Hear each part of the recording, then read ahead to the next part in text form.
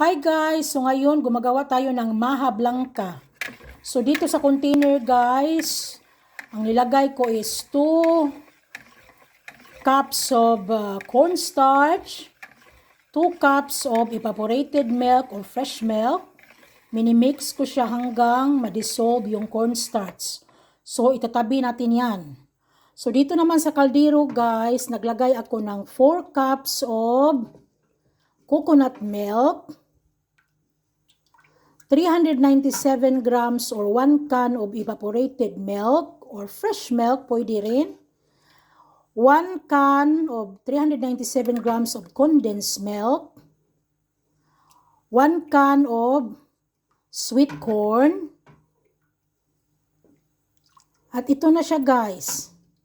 Ihahalo natin siya hanggang ma-boiled siya. At saka ilagay na natin yung cornstarch na didissolve natin sa gatas. So, ipapakita ko sa inyo mamaya ang final ng maha blanca ko.